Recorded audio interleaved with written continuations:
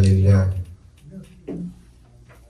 العزيز المنان الجبار المتكبر غافل الذنب وقابل التوب ذي الطول الذي لا إله إلا هو الحي القيوم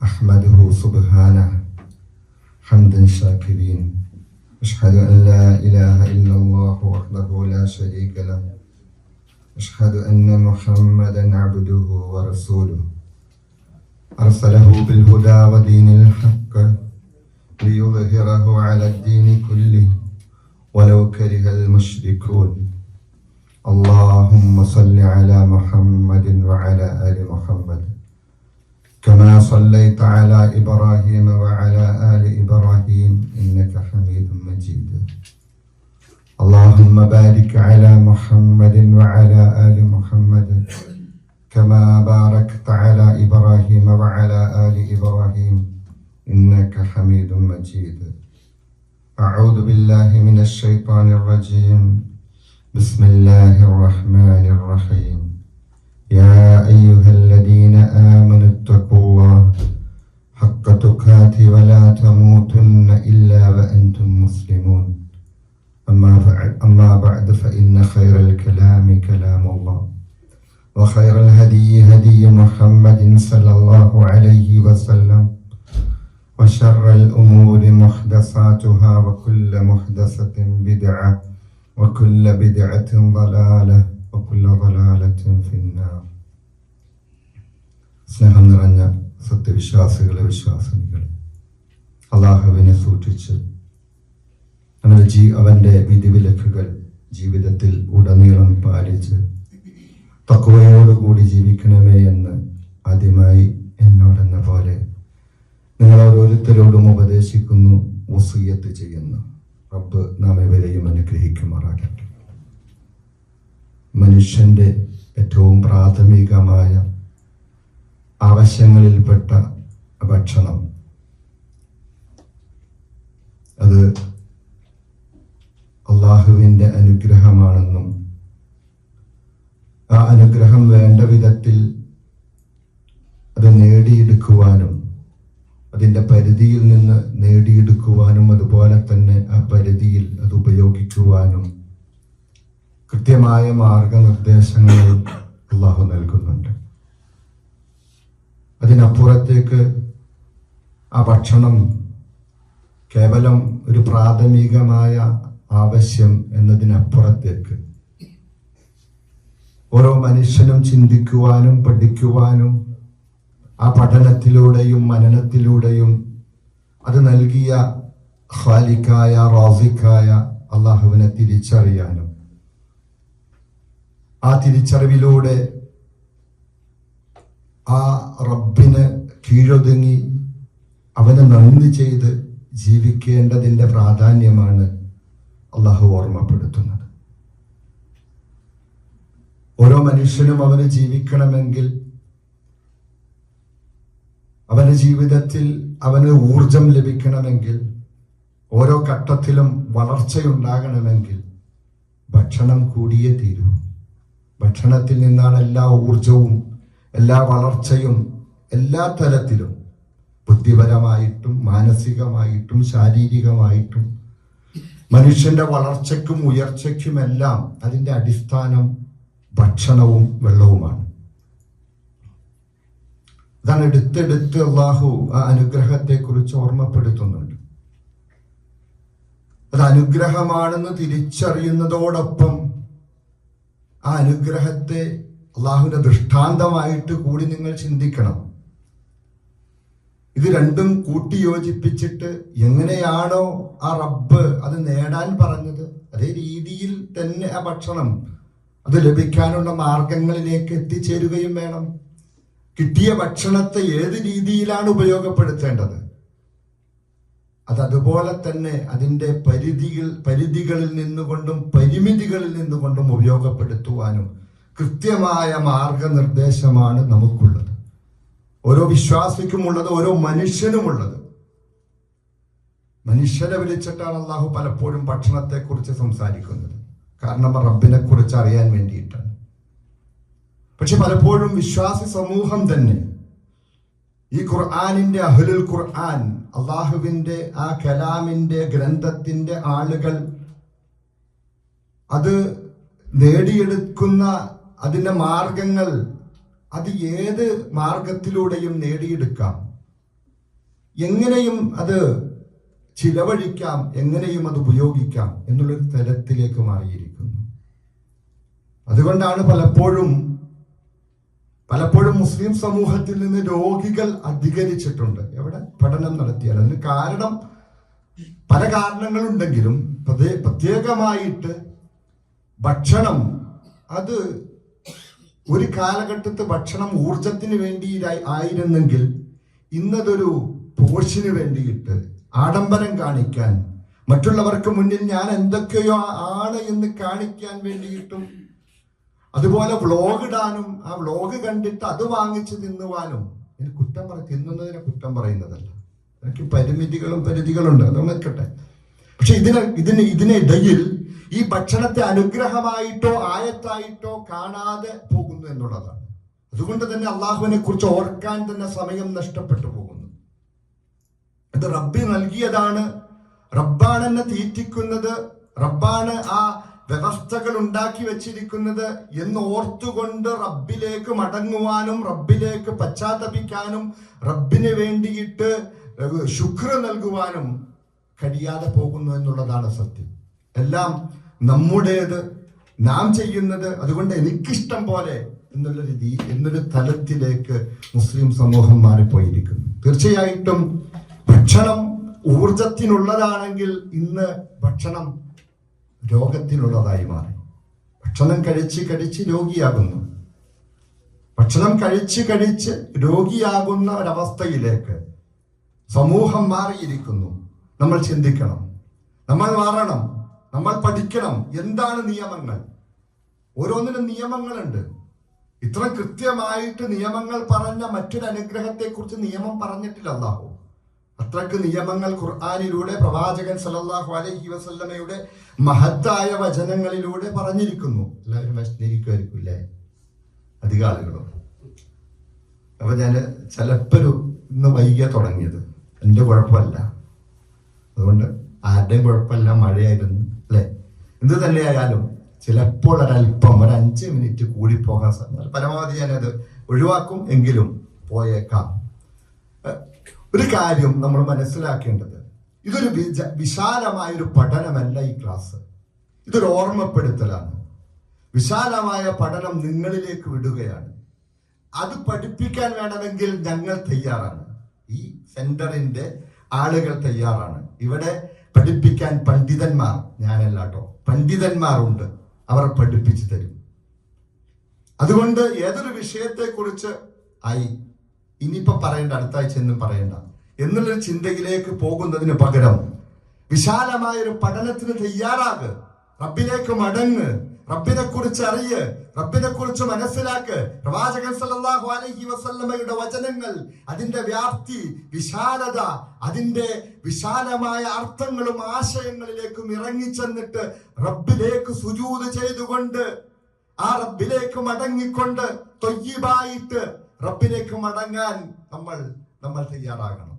അതാണ് ഈ ക്ലാസിന്റെ ഒക്കെ ലക്ഷ്യം. കേവലം ഒരു സെന്റർ എടുത്തിട്ട് ഇത്തരം റിയാൽ വാടകയും കൊടുത്തിട്ട് എന്തൊക്കെയോ കാണിച്ചു കൂട്ടാനുള്ള പ്രവർത്തനങ്ങളല്ല ഇത്. ഇതൊരു സമൂഹത്തെ വാർത്തെടുക്കണം. ആ സമൂഹം അടുത്ത സമൂഹത്തെ വാർത്തെടുക്കണം. അങ്ങനെ സമൂഹങ്ങളെ വാർത്തെടുക്കാൻ വേണ്ടിയിട്ട് ആ ലക്ഷ്യങ്ങൾ വെച്ച് തുടങ്ങിയതാണ് ഈ സെന്റർ. അതുകൊണ്ട് വിശാലമായ പഠനത്തിലേക്ക് പോകണം.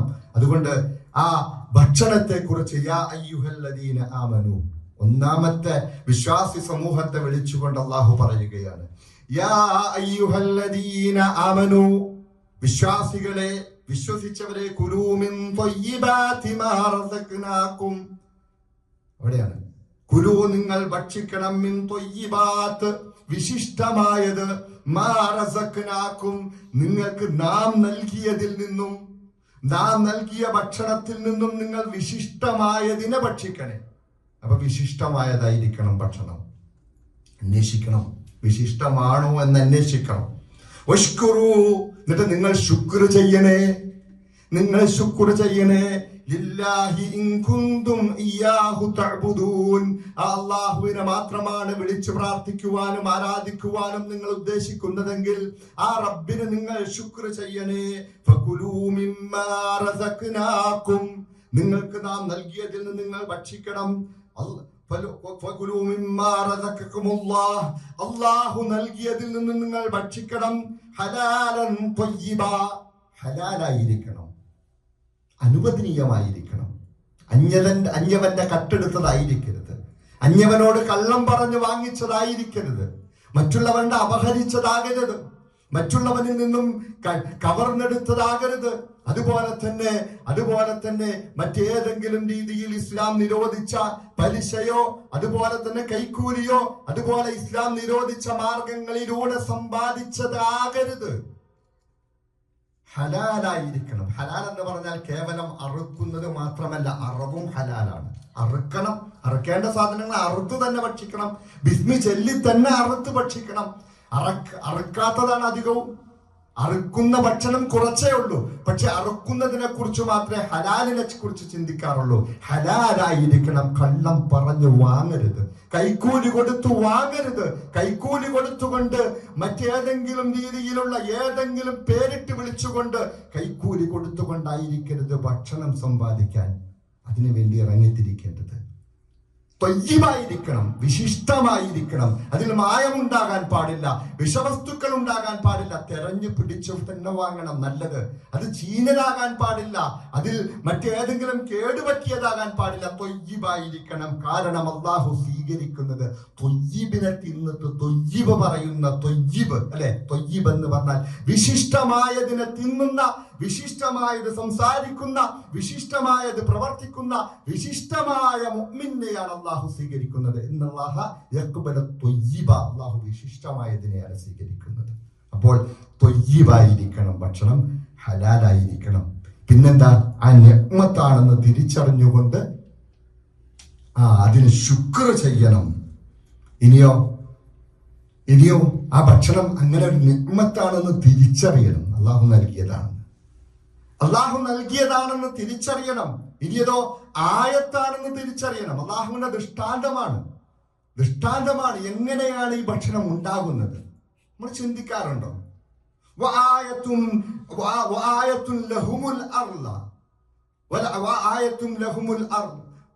ഭൂമിയിൽ നിങ്ങൾക്ക് ദൃഷ്ടാന്തമുണ്ട്. അൽ മൈത്തത്ത്, മരിച്ചു കിടക്കുന്ന ജീവനില്ലാത്ത ഭൂമി, വരണ്ടുണങ്ങിയ ഭൂമി. ആ ഭൂമിയിൽ നിങ്ങൾക്ക് ദൃഷ്ടാന്തമുണ്ട്. എന്നിട്ട് അല്ലാഹു പറയണ അഹ്യൈനാഹ, അതിനെ നാം ജീവിപ്പിച്ചു, മഴ പെയ്യിപ്പിച്ച് ജീവിപ്പിച്ചു. വഅഖ്റജ്നാ മിൻഹാ ഹബ്ബ, അതിൽ നിന്നും ധാന്യങ്ങൾ മുളപ്പിച്ചെടുക്കുന്നതിൽ ദൃഷ്ടാന്തമുണ്ട്. നിങ്ങൾ എപ്പോഴും ചിന്തിച്ചിട്ടുണ്ടോ? ഭക്ഷണത്തെ കുറിച്ച് ചിന്തിക്കാൻ അല്ലാഹു പറയാ. ഭക്ഷണത്തെ കുറിച്ച് ഓർക്കാത്ത സമയമില്ല നമ്മൾ അല്ലെ. രാവിലെ എഴുന്നേറ്റാൽ, ഉറക്കത്തിൽ എഴുന്നേറ്റാൽ ആദ്യം തന്നെ ചിന്തിക്കുന്ന എന്താ? ഇന്ന് എന്ത് രാവിലെ ഉണ്ടാക്കും? ബാച്ചിലേഴ്സ് ആണെങ്കിൽ അവർ ചിന്തിക്കുന്നത്. അവിടെ സ്ത്രീകൾ, അവിടെ ഫാമിലി ഉണ്ടെങ്കിൽ അവിടെ സ്ത്രീകൾ ഇന്ന് രാവിലെ എന്താണ് ഭക്ഷണം ഉണ്ടാക്കുന്നത്, ഇത് കഴിഞ്ഞാൽ ഉച്ചയ്ക്ക് എന്താണ്, ഉച്ചയ്ക്ക് കഴിഞ്ഞാൽ രാത്രി എന്താണ്, പിന്നെ പോയി കിടന്നുറങ്ങാണല്ലോ. അവർക്ക് ഉറക്കത്തിൽ ചിന്തിക്കാൻ പറ്റില്ല. അപ്പൊ ഭക്ഷണത്തെ കുറിച്ച് ഏറ്റവും കൂടുതൽ ചിന്തിക്കണം അല്ലെ. അതിന് വേണ്ടിയിട്ടാണല്ലോ ഈ ഓടിപ്പായുന്നത്. ഈ ഭക്ഷണത്തിന്റെ അല്ലെ, നമ്മുടെ മക്കൾക്ക് നമുക്ക് വേണ്ടിയിട്ട് ഭക്ഷണം ഉണ്ടാക്കാനാണ് ഈ ഓട്ടം തന്നെ. ഇതെല്ലാം സഹിച്ച് പ്രയാസിയായിട്ട് പ്രവാസ ലോകത്ത് വന്ന് നിൽക്കുന്നത് ഭക്ഷണത്തിന് വേണ്ടിയിട്ടാണ്. പക്ഷെ ചിന്തിക്കണം, അതിൽ ആയത്തുണ്ട്. മനുഷ്യൻ ചിന്തിക്കുന്നില്ല, അവൻ ചിന്തിക്കണോട്ടോ. എന്തിനെ കുറിച്ചാ ചിന്തിക്കേണ്ടത്? അവന്റെ ഭക്ഷണത്തെ കുറിച്ച് അവൻ ചിന്തിക്കട്ടെ. പഠിച്ചിട്ടില്ലേ? ആയത്ത് കേട്ടിട്ടില്ലേ? ഭക്ഷണത്തെ കുറിച്ച് അവൻ ചിന്തിക്കട്ടെ, അവൻ ഭക്ഷണത്തിലേക്കൊന്ന് നോക്കട്ടെ. നാമാണ് വെള്ളമിറക്കിയത്, ധാരാളമായിട്ട് കുത്തിച്ചൊരിയുന്ന വെള്ളമിറക്കിയത് നാമാണ്. എന്നിട്ട് ഭൂമിയെ അത് പിളർത്തിയതും നാമാണ്.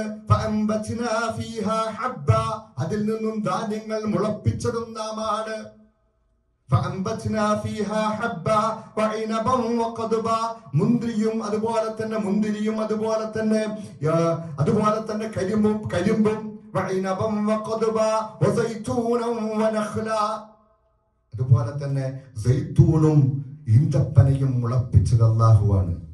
വസൈത്തൂന വനഖ്ല വഹദായിക ഗുൽബ.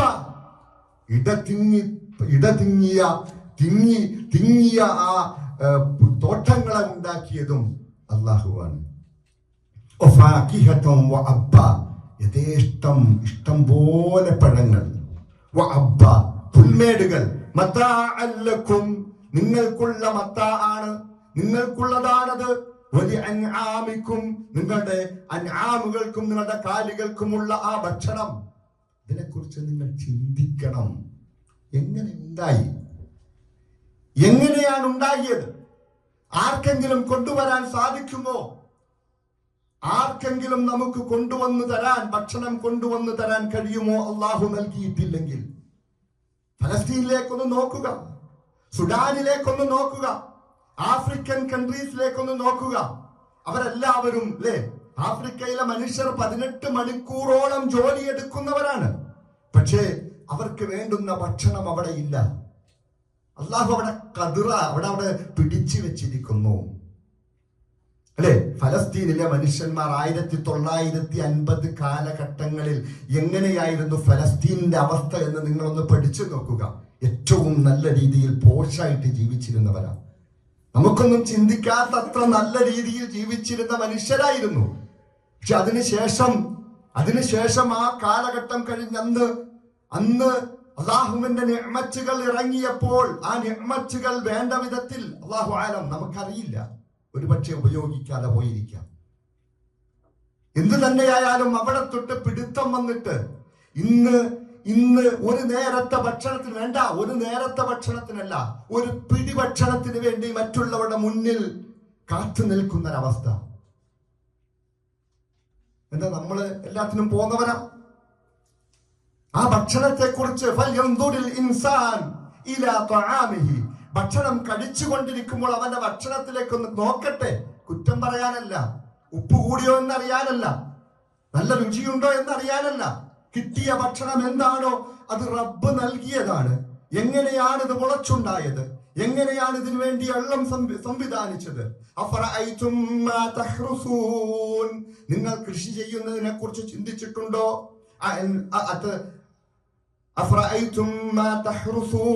നിങ്ങൾ കൃഷി ചെയ്യുന്നതിനെ കുറിച്ച് ചിന്തിച്ചിട്ടുണ്ടോ? നിങ്ങളാണോ നാമാണോ അത് കൃഷി ചെയ്ത് മുളപ്പിച്ചുണ്ടാക്കുന്നത്? വിത്തിടാൻ പറ്റും, മുളപ്പിക്കാൻ പറ്റൂല. വളം ചെയ്യാൻ പറ്റും, കായ്ഫലം ഉണ്ടാക്കാൻ കഴിയില്ല. എത്ര വളം ചെയ്താലും കായ് ഉണ്ടാകണമെന്നില്ല, എത്ര നല്ല വിത്തിട്ടാലും മുളയ്ക്കണമെന്നില്ല. അല്ലാഹുവാണ് ഹബ്ബിനെ മുളപ്പിക്കുന്നവൻ, ഫാലിക്കുൽ ഹബ്ബ്, ധാന്യത്തെ അത് വിളർത്തിക്കൊണ്ടുവന്ന് അതിന്റെ മുള കൊണ്ടുവരുന്നവൻ അല്ലാഹുവാണ്. നിങ്ങൾക്കറിയാം, ഒരു കിലോ അരി ഉണ്ടാകണമെങ്കിൽ 3000 ലിറ്റർ വെള്ളം വേണം. 3000 ലിറ്റർ വെള്ളം ഉപയോഗിച്ചാണ് ആ നെല്ലിങ്ങനെ പാകമായി അതിൽ നിന്നും അരി പുറത്തു കൊണ്ടുവരുന്നത്. നമ്മൾ ചിന്തിക്കാറില്ല. ആ അനുഗ്രഹത്തെ കുറിച്ചും ആയത്തിനെ കുറിച്ചും നമ്മൾ ചിന്തിക്കാറില്ല. നമ്മൾ യഥേഷ്ടം അത് യൂട്യൂബില് ഇതിനു വേണ്ടിയിട്ടാണ്, ഇന്ന ഭക്ഷണം ഉണ്ടാക്കാൻ വേണ്ടിയിട്ട് ധാരാളം വീട്ടിൽ ഇങ്ങനെ പരീക്ഷണങ്ങളാണ്. ഭക്ഷണം പരീക്ഷണം നടത്താനുള്ളതല്ല. ഭക്ഷണം നമ്മുടെ അനുഗ്രഹമാണ്. ബാക്കിയുണ്ടോ അടുത്തവന് കൊടുക്കണം, പുണ്യമാണ്, അല്ലേ? ആ പുണ്യമാണ്. അള്ളാഹു പറഞ്ഞു, അള്ളാഹുവിന്റെ വജ്ഹിന് വേണ്ടിയിട്ട് ആ ഭക്ഷണം നൽകുന്നതിനെ കുറിച്ച്, അവരെ കുറിച്ച് അബ്റാറുകൾ എന്ന് പറഞ്ഞത്, അവർക്കാണ് സ്വർഗത്തിലൂടെ ഒഴുകുന്ന പുഴ നൽകിയിരിക്കുന്നത്. അത്രയ്ക്ക് പുണ്യമുള്ള കാര്യം. പക്ഷെ നമ്മുടെ വീട്ടിൽ ആ പുണ്യം വേസ്റ്റാക്കി കളയുന്നു. അങ്ങനെ പുണ്യം കിട്ടുന്ന ഒരു കാര്യമാണ് നമ്മൾ മറ്റുള്ളവർക്ക് വ്ലോഗായിട്ടും ആ രീതിയിലെല്ലാം പരിചയപ്പെടുത്തിയിട്ട് പ്രത്യേകിച്ച് നമ്മുടെ പെണ്ണുങ്ങൾ, നമ്മുടെ സ്ത്രീകൾ ഇങ്ങനെ പാടില്ല കേട്ടോ.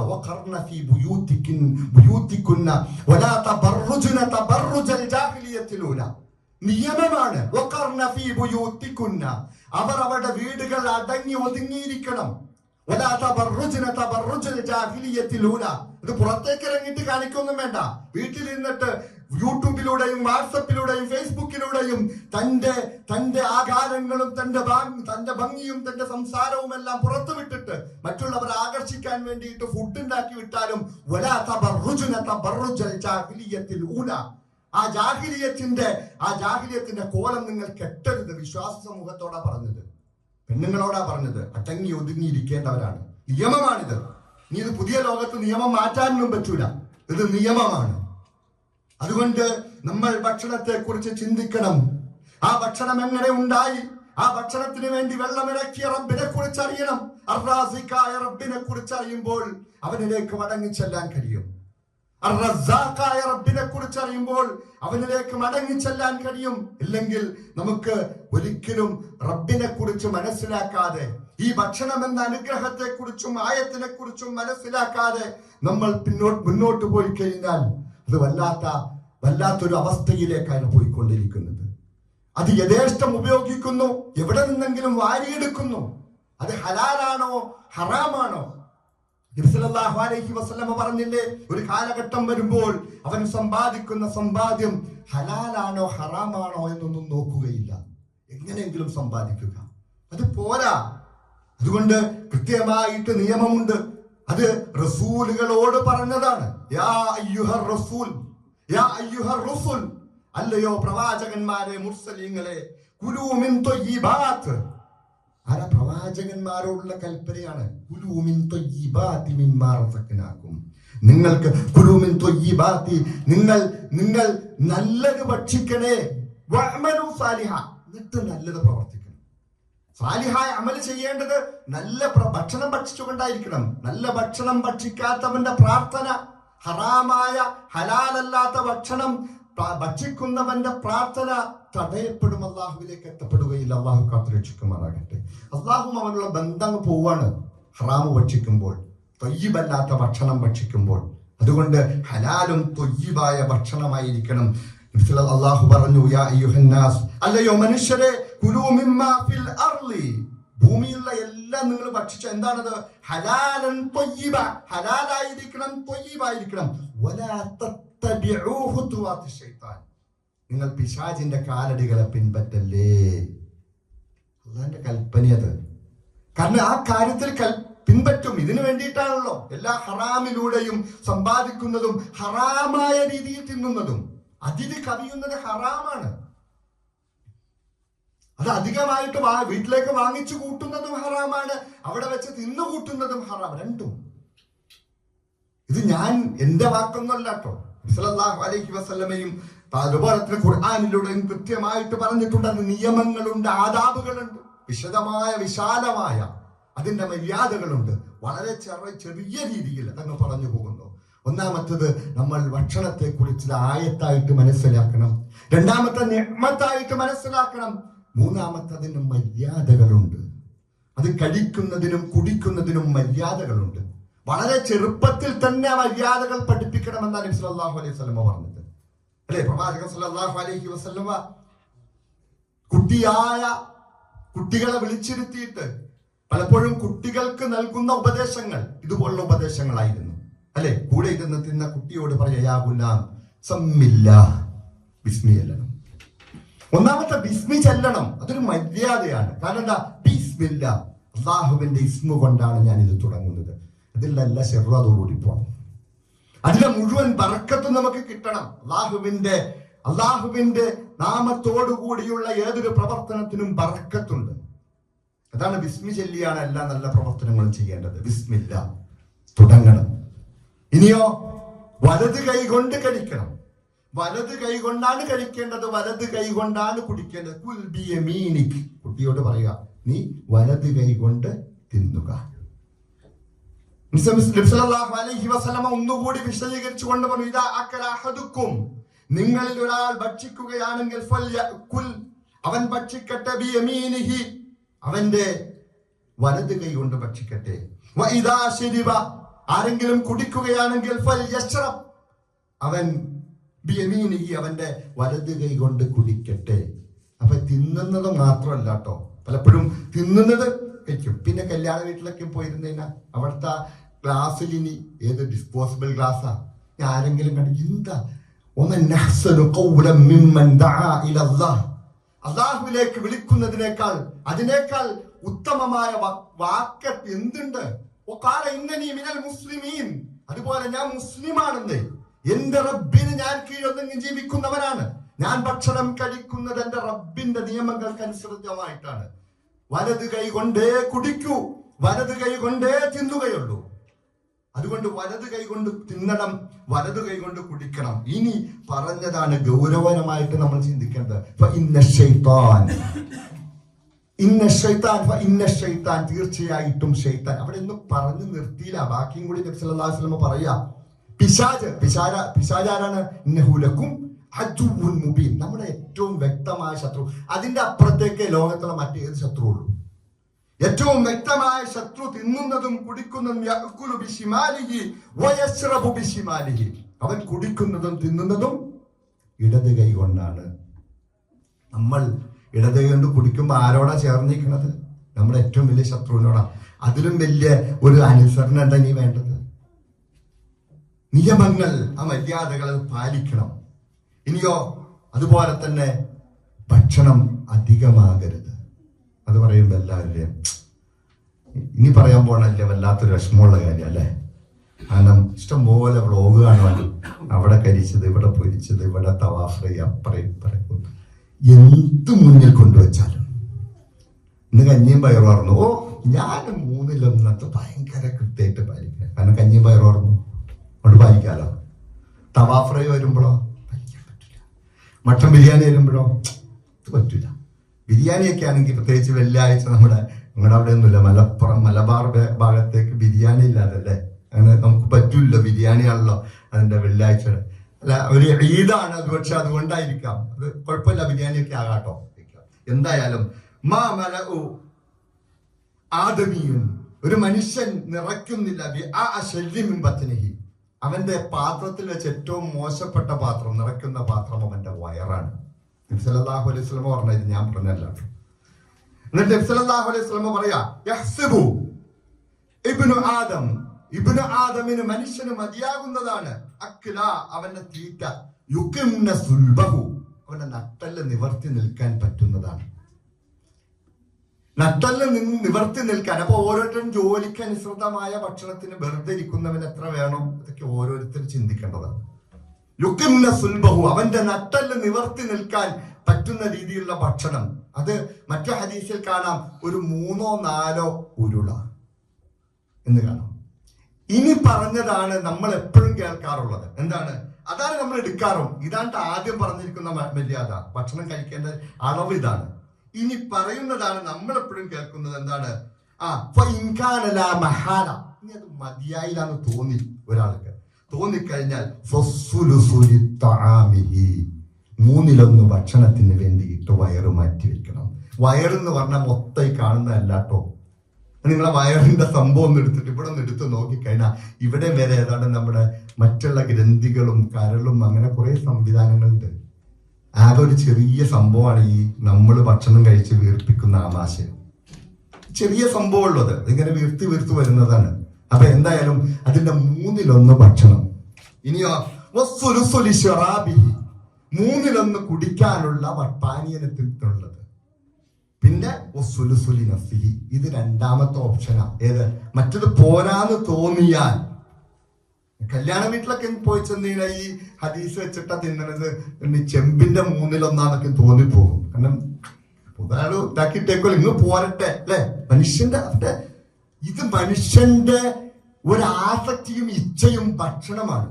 അവരുടെ ഇച്ഛയാണ് ഭക്ഷണം. അധികമായിട്ട് കഴിക്കുക എന്നുള്ള ഭക്ഷണം ഇച്ഛയാണ്. ആ ഇച്ഛ ആയതുകൊണ്ടാണ് അതിന് നിയമങ്ങൾ വെച്ചത്. അതുകൊണ്ടാണ് നബി സല്ലല്ലാഹു അലൈഹി വസല്ലം യുദ്ധത്തിൽ തടവിലാക്കപ്പെട്ട ഒരു മനുഷ്യൻ ഇങ്ങനെ ഭക്ഷണം കൊടുക്കുവാണ്. പാല് കുടിക്കാൻ കൊടുത്തു, ചോദിച്ചപ്പോഴൊക്കെ കൊടുത്തു. അങ്ങനെ ചോദിച്ചു കൊടുത്ത് അവസാനം മടങ്ങിപ്പോയി, അദ്ദേഹത്തെ വിട്ടേക്കാൻ പറഞ്ഞു 3 ദിവസത്തിന് ശേഷം. തിരിച്ചു വന്നിട്ട് അദ്ദേഹം മുസ്ലിമായി. പിന്നെ പാല് ചോദിച്ചപ്പോൾ കൊടുത്തു. പിന്നെ ചോദിച്ചു പറ്റില്ല. അപ്പോഴാണ് നബി സല്ലല്ലാഹു അലൈഹി വസല്ലമ പറഞ്ഞത്, ഒരു അവിശ്വാസി 7 വയറും ഒരു വിശ്വാസി 1 വയറുമാണ് ഭക്ഷിക്കുന്നത്. അവിടെ നിയമങ്ങൾ നമ്മൾ മനസ്സിലാക്കണം. ഇഷ്ടംപോലെ ഭക്ഷിക്കാം. നമ്മൾ വിചാരിക്കും നമുക്ക് ഇല്ല, അങ്ങനെയല്ല. ഭക്ഷണത്തിന് നമ്മളാണ് കൺട്രോൾ വെക്കേണ്ടത്. നമുക്കറിയാം ഭക്ഷണം നമുക്ക് അതുകൊണ്ട് രോഗത്തിലേക്ക് എത്തപ്പെട്ട ഒരവസ്ഥ ഇത് പാടില്ല. ഇത് ആരെങ്കിലും നിയമിക്കാൻ പറഞ്ഞ് തന്ന് അതിലൂടെ നിയന്ത്രണം വരുത്തേണ്ടതില്ല. ഓരോരുത്തരും സ്വന്തം ചിന്തിക്കണം. ഇത് റബ്ബിന്റെ നിയമമാണ്. ഇത് റബ്ബിന്റെ അതിനൊരു ഇല്ലെങ്കിൽ, സാധ്യത ഇല്ലെങ്കിലാണ് പിന്നെ 3-1 ഭക്ഷണം, 3-1 വെള്ളം, 3-1 മാറ്റിയിട്ടേക്കണം, ഒഴിവാക്കിയിട്ടേക്കണം. വായുവിന് വേണ്ടി ഒഴിവാക്കിയിരുന്നു. വയറിന് ശ്വാസം മുട്ടിപ്പോയി, പറയാൻ പാടില്ല. ഇത് എത്ര കൃത്യമായിട്ട് അള്ളാഹു പറഞ്ഞത്. കൃത്യമായിട്ട് അള്ളാഹു പറയാണ്, നിങ്ങൾക്ക് നൽകിയതിൽ നിന്ന് നിങ്ങൾ ഭക്ഷിക്കണേ. നിങ്ങൾക്ക് നാം നൽകിയതിൽ നിന്ന് നിങ്ങൾ ഭക്ഷിക്കണം. അത് വിശിഷ്ടമായിരിക്കണം. അതിൽ നിങ്ങൾ അതിര് കടന്നു പോകരുത്. ഭക്ഷണം ഭക്ഷിക്കുന്ന കാര്യത്തിലായി പറഞ്ഞത്, നിങ്ങൾ അതിൽ അതിര് കടന്നു പോകരുത്. അങ്ങനെ അതിരി കടന്നു പോയാൽ ഭക്ഷണം അധികമായി പോയാൽ എന്റെ കോപം, അല്ലാഹു പറയുക, എന്റെ കോപം അവനുണ്ട്. എന്റെ കോപമെങ്ങാനും ആരെങ്കിലേക്കും വീണു പോയാൽ വന്നു പോയാൽ അവൻ നശിച്ചു പോയിരിക്കുന്നു. അല്ല ആയിട്ടാണ്. ഭക്ഷണത്തിൽ അധികമായാൽ അള്ളാഹുവിന്റെ കോപമുണ്ടാകും. അങ്ങനെ കോപമുണ്ടായാൽ അവൻ നശിച്ചു പോയിരിക്കുന്നു.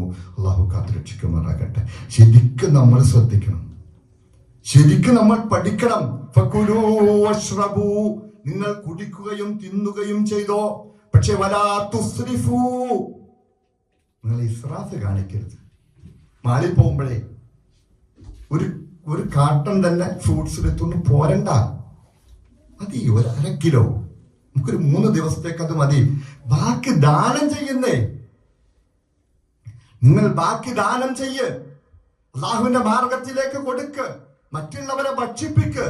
ഫലസ്തീനിലെ മക്കൾ ദാരിദ്ര്യം കൊണ്ട് പൊറുതിമുട്ടുന്നു, അല്ലെ? കൈ കാണിക്കുന്നത് നമ്മൾ കാണുന്നതാണ്. സുഡാനിലെ കുഞ്ഞുമക്കൾ ദാരിദ്ര്യം കൊണ്ട് ബുദ്ധിമുട്ടിക്കൊണ്ടിരിക്കുമ്പോൾ നമ്മൾ നമ്മുടെ അടുക്കളയിൽ കൊണ്ടുവച്ചിട്ട് ചീനി നാറിപ്പോകുന്ന ഒരവസ്ഥയിലേക്ക് ഭക്ഷണം പോകുന്നുണ്ടെങ്കിൽ എന്തുത്തരമാണ് സഹോദരന്മാരെ, സഹോദരിമാരെ നമുക്ക് പറയാനുള്ളത്? എന്തുത്തരമാണ് പറയാനുള്ളത്, അല്ലെ? അവിടുത്തെ മക്കൾ, അവിടുത്തെ പെണ്ണുങ്ങൾ, അവിടുത്തെ പ്രായമായ മനുഷ്യർ ദാരിദ്ര്യം കൊണ്ട് പൊറുതിമുട്ടുമ്പോൾ അവരൊക്കെ അള്ളാഹുവിന്റെ പരീക്ഷണത്താൽ പരീക്ഷിക്കപ്പെട്ടുകൊണ്ടിരിക്കുന്നു. അവർ ക്ഷമിക്കുമ്പോൾ അള്ളാഹുവിന്റെ അടുക്കൽ സ്വർഗം നൽകി അനുഗ്രഹിക്കും. അള്ളാഹു അനുഗ്രഹിക്കുമാറാകട്ടെ. അവരിൽ നിന്നും ദാരിദ്ര്യം നീക്കിക്കൊണ്ട് അവർക്ക് ഭക്ഷണം നൽകി അനുഗ്രഹിക്കുന്ന റബ്ബേ. മഴ കൊണ്ടും അതുപോലെ തന്നെ തണുപ്പ് കൊണ്ടും അവർ വിഷമിക്കുന്നു. നമ്മളെല്ലാവരും സുഖിച്ചിരിക്കുകയാണ്. ഒന്ന് ഓർക്കണം കേട്ടോ. നിങ്ങൾക്ക് നൽകിയ അനുഗ്രഹങ്ങളെ കുറിച്ച് നിങ്ങൾ ഓർക്കണേ. ആ ഓർമ്മയിൽ നിങ്ങൾ എപ്പോഴും ഉണ്ടാകണേ. ആ റബ്ബിന്റെ വിളി കേട്ടാൽ നിങ്ങൾ പള്ളിയിലേക്ക് ഓടിച്ചല്ലണേ. ഇന്നലെ നമ്മൾ എല്ലാവരും തന്നെ ഏകദേശം ഇശ ഒന്നിച്ച നമസ്കരിച്ചല്ലേ, മഗ്രിബും ഇശ. എന്തുകൊണ്ട് അവിടെ ജമാഅത്താക്കാൻ ഒരു ഇളവ് നൽകിയത്? മഗ്രിബ് നിസ്കരിച്ചിട്ട് പിന്നെ ഇങ്ങോട്ട് പോന്നിട്ട് ഇനി പോകണ്ട, ഇശാക്ക് വീട്ടിൽ നിസ്കരിച്ചാ പോലെ. മഴയത്തും ജമ്മാക്കി ജമാഅത്ത് നടത്തേണ്ട കാരണം എന്താ? ജമാഅത്തല്ലാത്ത നിസ്കാരമില്ല. പുരുഷന്മാർക്ക് ജമാഅത്തല്ലാത്ത നിസ്കാരമില്ല. അതുകൊണ്ടാണ് മഗ്രിബിന് ശേഷം ഇശാബിന് ജമ്മാക്കണം. നമ്മൾ ഇശായും ജമ്മ സുഖമായി കഴിഞ്ഞു. ഇനി ഫേസ്ബുക്ക്, ഇനി ഇൻസ്റ്റഗ്രാമിൽ കിടക്കുന്ന കിട്ടും വെറുതെ കളിക്കുക, അല്ലെ? ഇന്നത്തോടി മഗ്രിബിന്റെ സമയത്ത് തന്നെ 5 മണിക്ക് ഇശാമണി കഴിഞ്ഞു സുഖമായി പോയി. ആ ബാധ്യത അങ്ങോട്ട് ഒഴിച്ചു കിട്ടി. അല്ല, എന്റെ റബ്ബ് എനിക്ക് നൽകിയത് ഭക്ഷണം, അത് തീറ്റിച്ചത് എന്നെ റബ്ബാണെങ്കിൽ, അതിന്റെ സംവിധാനങ്ങൾ ഒരുക്കിയത് ആ അള്ളാഹു ആണെങ്കിൽ, റാസിക്കായ റബ്ബിന്റെ മുന്നിലേക്കാണ് ഞാൻ നിൽക്കുന്നത്.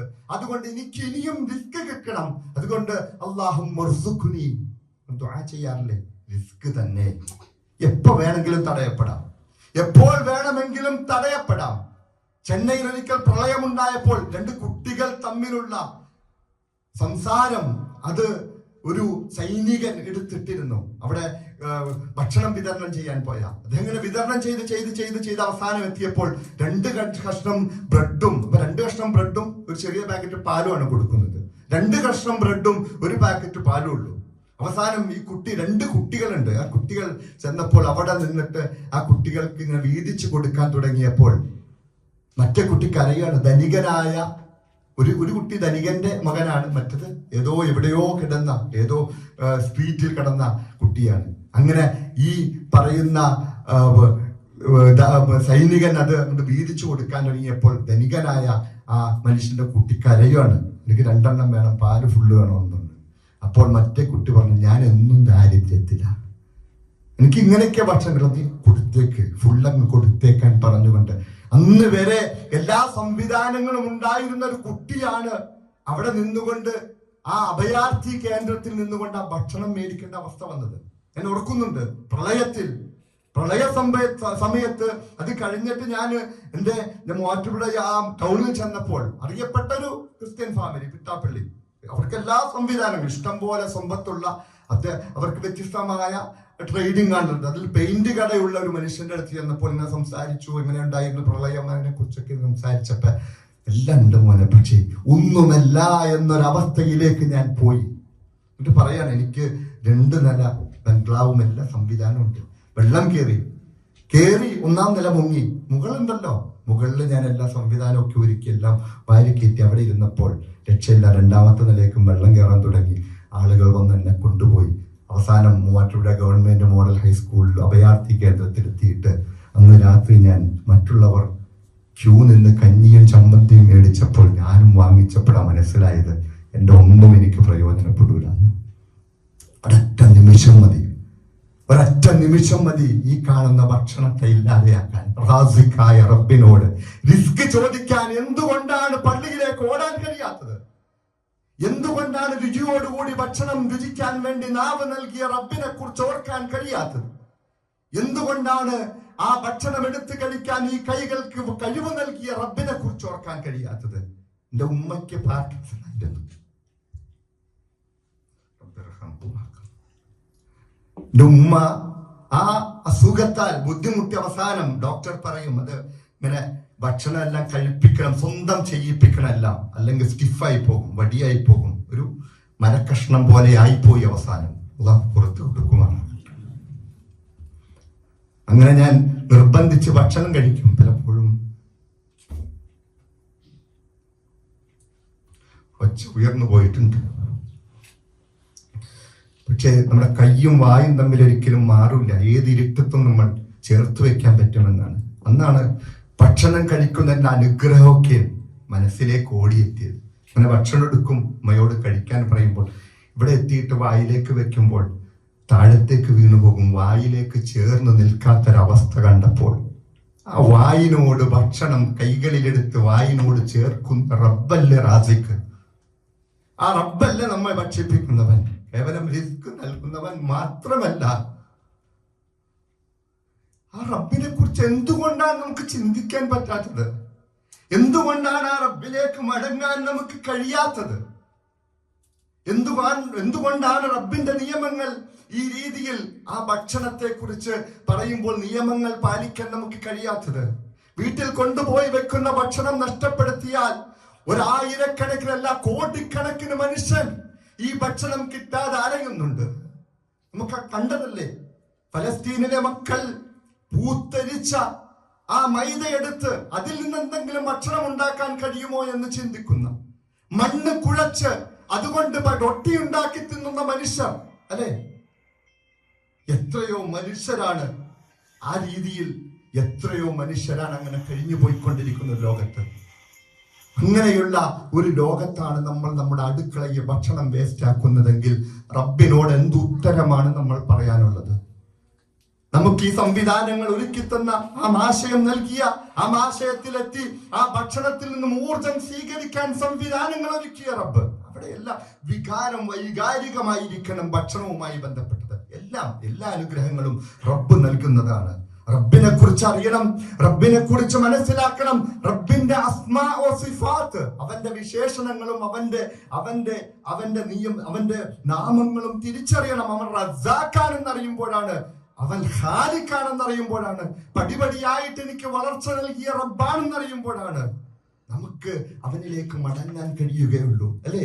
നമുക്ക് പാല് നൽകിയ, മോഴയുള്ള സമയത്ത്, പല്ലില്ലാത്ത സമയത്ത് ഉമ്മയുടെ മാറിടത്തിൽ പാലൊരുക്കിയ റബ്ബ്, അതിനുശേഷം പാൽപ്പല്ലുകൾ നൽകിക്കൊണ്ട് വളരെ മൃദുവായ സാധനങ്ങൾ കടിച്ചു തിന്നാൻ കഴിയുന്ന പല്ലുകൾ നൽകിയ റബ്ബ്, 5 വയസ്സിന് ശേഷം ആ പല്ലുകൾ പൊഴിച്ചിട്ട് ശക്തമായ പല്ലുകൾ നൽകിയ റബ്ബ്, ആ റബ്ബ് ആ ശക്തിയായ പല്ലുകൾ കൊണ്ട് കടിച്ചു പറിച്ചു തിന്നുമ്പോൾ റബ്ബ് എത്ര പറഞ്ഞിട്ടുണ്ടോ അവിടെ നിൽക്കണം. ആരും പറഞ്ഞിട്ടല്ല, ആരെയും കാണിക്കാൻ വേണ്ടിയിട്ടല്ല, ആരെയും ബോധിപ്പിക്കാൻ വേണ്ടിയിട്ടല്ല. എന്റെ റബ്ബ് പറഞ്ഞ അത്രയേ ഞാൻ കഴിക്കുകയുള്ളൂ, അതിനപ്പുറത്തേക്കില്ല. എന്റെ റബ്ബ് പറഞ്ഞതേ ഞാൻ കഴിക്കുകയുള്ളൂ. തയ്യിബായിരിക്കും, ഹലാലായിരിക്കും, ഞാൻ പറഞ്ഞതേ ഞാൻ സമ്പാദിക്കുകയുള്ളൂ എന്നൊരു തലത്തിലേക്ക് ചിന്തിക്കണം, എന്നൊരു തലത്തിലേക്ക് പോകണം. അങ്ങനെ ആ രീതിയിലായിരിക്കണം നമ്മുടെ ചിന്തകൾ പോകേണ്ടത്. അപ്പോൾ ഭക്ഷണം കഴിച്ചു കഴിയുമ്പോൾ നമ്മുടെ ചിന്തയിലേക്ക് ആ ദുആ അറിയാതെ വരും. അൽഹംദുലില്ലാഹില്ലദീ അത്അമനി, വയറ് നിറച്ചിട്ട് ഏമ്പക്കം വിടുമ്പോഴല്ല, ഭക്ഷണം കഴിച്ചെഴുന്നേൽക്കുമ്പോൾ ഭക്ഷണമൊന്നും വേസ്റ്റ് ആക്കാതെ. നബി സല്ലല്ലാഹു അലൈഹി വസല്ലം പറഞ്ഞല്ലോ, അതീവ ഗൗരവത്തോടു കൂടി നമ്മൾ മനസ്സിലാക്കേണ്ട ഒരു നിയമമാണത്. പ്രവാചകൻ സല്ലല്ലാഹു അലൈഹി വസല്ലം പറഞ്ഞു, ക്ഷമിക്കണം, വൈകിൽ പോകുന്നുണ്ടെങ്കിൽ ഇന്ന ശൈത്വാന, ഈ ഒരു നിയമം കൂടി ഞാൻ പറയുകയാണ്. ഇന്ന ശൈത്വാന, തീർച്ചയായിട്ടും പിശാച് യഹ്ദുറു അഹദുക്കും ഇൻദ കുല്ല ശൈഇൻ, എല്ലാ കാര്യത്തിലും പിശാച് വരുന്നുണ്ട്, എല്ലാ കാര്യത്തിലും വരും. ഹത്താ യഹ്ദുറുഹു ഇൻദ തആമിഹി, ഭക്ഷണം കഴിക്കുമ്പോഴും പിശാച് വരും, കൂടെ ഭക്ഷണം കഴിക്കാൻ വേണ്ടി വരും, നമ്മുടെ കൂടെ ഇരിക്കാൻ വേണ്ടി വരും. ഇഷ്ടം പോലെ തിന്നോടാ, കഴിഞ്ഞിട്ടില്ല, നടന്നിട്ടില്ല, നീ കഴിച്ചോ. കഴിച്ചിട്ടൊന്ന് 2 മിനിറ്റ് ഒന്ന് മാറിയിരുന്ന് നോക്കി, നമ്മൾ വയറ് നിറയും. കാരണം ഇത് കഴിച്ച് എത്തണ്ട അവിടെ. അതൊക്കെ ശാസ്ത്രീയമാണ്, ഇനി അതിലേക്ക് പോകുന്നില്ല. എന്തു തന്നെയാലും പിശാച് അവിടെ വരും. നിങ്ങളുടെ ഭക്ഷണത്തിൽ നിന്നും ആരെങ്ങളുടെയും ഇങ്ങനെ ഭക്ഷണം ഒഴിവായി പോയി കഴിഞ്ഞാൽ, അല്ലെങ്കിൽ വീണു പോയി കഴിഞ്ഞാൽ, ആ ഭക്ഷണം എടുത്തിട്ട് അതിൽ നിന്ന് അഴുക്കുണ്ടെങ്കിൽ അത് ഒഴിവാക്കിയിട്ട് അത് ഭക്ഷിക്കണം. താഴത്തേക്ക് വീണുപോയ ഭക്ഷണം ഭക്ഷിക്കണമെങ്കിൽ എങ്ങനെയാണ് പ്ലേറ്റിൽ ബാക്കി ഭക്ഷണമായിട്ട് പോകുന്നത്? നബി സല്ലല്ലാഹു അലൈഹി വസല്ലം പറയാ, സുമ്മല യഅകുലുഹ, എന്നിട്ട് അത് ഭക്ഷിക്കണം. വലാ യദ്ഉഹാ ലിശൈത്താൻ, പിശാചിന് വേണ്ടി അത് ഒഴിവാക്കരുത്. നമ്മുടെ പാത്രത്തിൽ നബി സല്ലല്ലാഹു അലൈഹി വസല്ലം കൈകൾ ചുമന്നു വരുന്നത് വരെ ഇങ്ങനെ ആ രീതിയിൽ കൈകൾ നക്കുമായിരുന്നു എന്നാണ്, കൈകളുടെ വിരലുകൾ. അതുപോലെ തന്നെ പ്ലേറ്റിൽ നിന്നും വടിച്ചു തിന്നുമായിരുന്നു. പ്രവാചകൻ സല്ലല്ലാഹു അലൈഹി വസല്ലമ, എന്നേക്കാൾ, എന്റെ ജീവനേക്കാൾ ഞാൻ ഇഷ്ടപ്പെടുന്ന പ്രവാചകൻ സല്ലല്ലാഹു അലൈഹി വസല്ലമ പ്ലേറ്റിൽ നിന്നും വടിച്ചു കഴിച്ചെങ്കിൽ പിന്നെ ഏത് സദസ്സിലിരുന്നിട്ടും വടിച്ചു കഴിക്കാൻ എനിക്കെന്ത് മടിയുണ്ട്? കഴിക്കണം, ഒഴിവാക്കരുത്. നബി സല്ലല്ലാഹു അലൈഹി വസല്ലമ പറയുകയാണ്, നിങ്ങൾ നിങ്ങളുടെ കൈവിരലുകൾ നിങ്ങൾ നക്കി തുടയ്ക്കണം. എന്നിട്ട് നബി സല്ലല്ലാഹു അലൈഹി വസല്ലം പറഞ്ഞൊരു കാര്യം ചിന്തിക്കേണ്ടത്,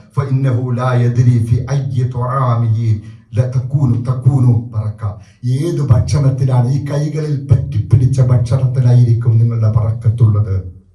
നബി സല്ലല്ലാഹു അലൈഹി വസല്ലം പറയാ, ബറക്കത്ത് എന്ന് പറഞ്ഞാൽ എന്താണ് ബറക്കത്ത്? നമുക്കറിയാം, ഇന്ന് ഊർജം, നമ്മുടെ എല്ലാ രോഗത്തിനും നമുക്ക് രോഗപ്രതിരോധ ശേഷി കിട്ടുന്നത് ഭക്ഷണത്തിൽ നിന്നാണ്, അല്ലെ? അങ്ങനെയല്ലേ പറയുന്നത്? അങ്ങനെ തന്നെയാ, അല്ലെ? ഇന്ന ഭക്ഷണത്തിൽ ഇന്ന ഇത്ര പ്രോട്ടീൻ, ഇത്ര വിറ്റാമിൻ, ഇത്ര മിനറൽസ്, അല്ലെ? നമ്മൾ ഓരോ ഭക്ഷണത്തെ കുറിച്ചും കേൾക്കണ്ട്. ഇതല്ല നൽകിയിരിക്കുന്നത് കേവലം നമുക്ക് രുചിച്ചങ്ങണ്ട് ആസ്വദിക്കാൻ മാത്രമല്ല, നമ്മുടെ മുഴുവൻ രോഗങ്ങൾക്കുള്ള പ്രതിരോധ ശേഷി ഭക്ഷണത്തിലാണ് അള്ളാഹു നൽകിയിരിക്കുന്നത്.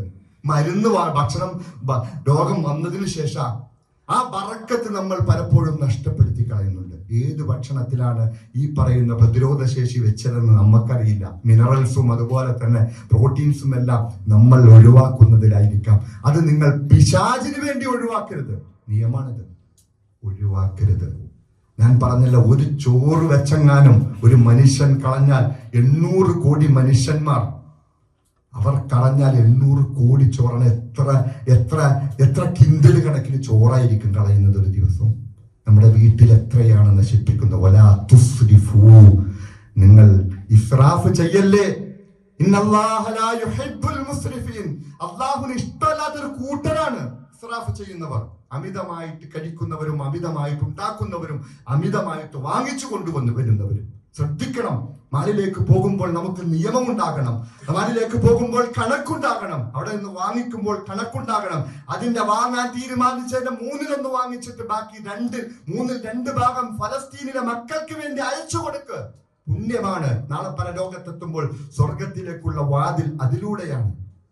അതാണ് പുണ്യം. എന്നിട്ട് അവസാനം ഭക്ഷിച്ചു കഴിയുമ്പോൾ അൽഹംദുലില്ലാഹില്ലദീ അത്അമനി ഹാദ അത്അമ വറസഖനീഹി മിൻ ഗൈരി ഹൗലിൻ മിന്നി വലാ ഖുവ്വ. ഈ ഭക്ഷണം കഴിക്കാനിരിക്കുമ്പോൾ ഈ ഇങ്ങനെ ഹലവല സംസാരിച്ചുകൊണ്ടൊക്കെ ഇരുന്ന് അതൊക്കെ ഒഴിവാക്കിയിട്ട് റബ്ബിനെ കുറിച്ച് ഓർത്തിട്ട് ഈ ഭക്ഷണം എനിക്ക് കിട്ടിയതിന്റെ ആ പ്രാധാന്യത്തെ കുറിച്ച് ഓർത്ത് ഭക്ഷിച്ചു കഴിയുമ്പോൾ വരേണ്ട ഒരു പ്രാർത്ഥനയാണിത്. ഹൃദയത്തിൽ നിന്നും അൽഹംദുലില്ലാ, അല്ലാഹുവിനാണ് സർവസ്തുതിയും. അല്ലദീ അത്അമനി, എന്നെ ഭക്ഷിപ്പിച്ച. ഞാൻ കഴിച്ചതല്ല. എനിക്ക് ഭക്ഷണം കിട്ടി, അതെന്റെ അടുത്തെത്തി, എനിക്ക് രുചിയുള്ള നാവ് നൽകി. ആ നാവിലൂടെ വെറും 3 ഇഞ്ച് നീളവും ഏതാണ്ട് 1.5 ഇഞ്ച് വീതിയുമുള്ള നാവിൽ യഥേഷ്ടം. അത് തന്നെ രസമാണ്. നാവിനെ കുറിച്ച് പഠിക്കണം. നമ്മുടെ നാവിന്റെ 3000 മുകുളങ്ങളേ ഉള്ളൂ. പശുവിന്റെ നാവിൽ ഏതാണ്ട് 35,000 മുകുളങ്ങളുണ്ടെന്ന മൃഗങ്ങളുടെക്ക്, പശുവിന്റെയൊക്കെ അതുപോലുള്ള കാലുകളുടെ ആ മുകുളങ്ങളിൽ അവർ ഭക്ഷിക്കുന്നത് ആകെ പച്ചരയും കൊപ്രയും വെള്ളവും അല്ലെ. വേറെന്താ? അവർ രുചിയായിട്ട് വ്ലോഗ് കണ്ടിട്ട് എവിടെയെങ്കിലും പോകുന്നുണ്ടോ? ഇല്ലല്ലോ.